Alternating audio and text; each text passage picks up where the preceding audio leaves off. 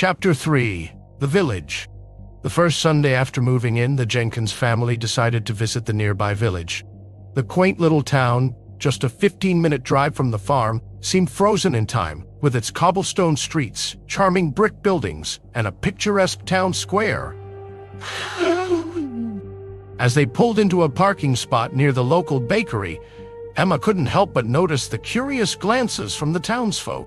The village seemed small enough that everyone knew everyone else, and new faces were a rarity.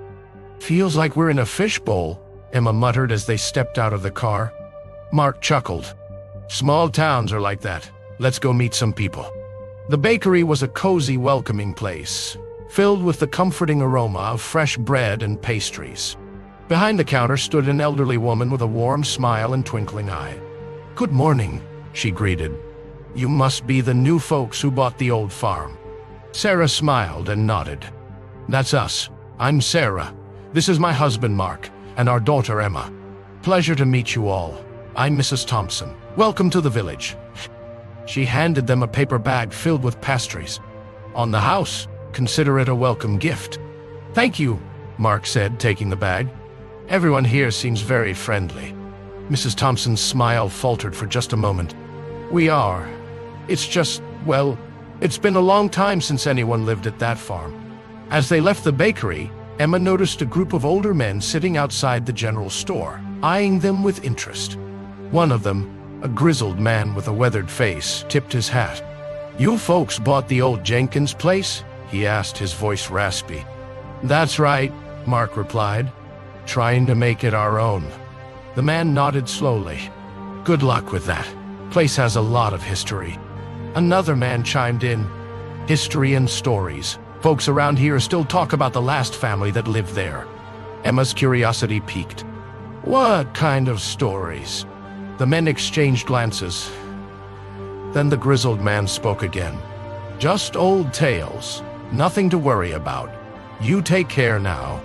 As the Jenkins family continued their exploration of the village, they couldn't shake the feeling that there was more to the farm's story than the locals were letting on. They visited the small library, where Emma found a dusty old book about the history of the area. The librarian, a middle-aged woman with kind eyes, seemed surprised at her interest. "Not many folks read up on the local history," she remarked, "but it's good to know where you come from." That evening, back at the farmhouse, Sarah prepared a hearty stew while Mark started a fire in the living room. Emma, eager to dive into the book she had found, curled up in an armchair and began to read. As the night wore on, a storm rolled in, bringing with it heavy rain and gusty winds. The old house creaked and groaned under the assault, the sound of the storm adding to the eerie atmosphere. Just as they were finishing dinner, the lights flickered and went out, plunging the house into darkness. "Great," Emma muttered. "What now?" Mark grabbed a flashlight from a kitchen drawer and began lighting candles.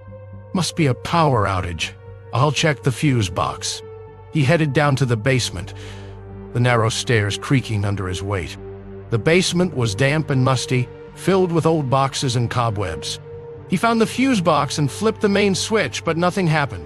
"Looks like it's the whole area," he called up to Sarah. Suddenly, there was a loud thud against the back door, followed by a series of scratching noises and low, menacing growls. Sarah and Emma jumped, their hearts racing.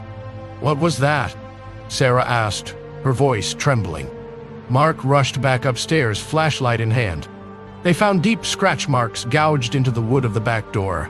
The metal latch twisted and bent as if something powerful had tried to force its way in.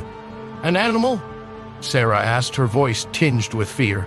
Mark examined the door, noting the strength it must have taken to cause such damage.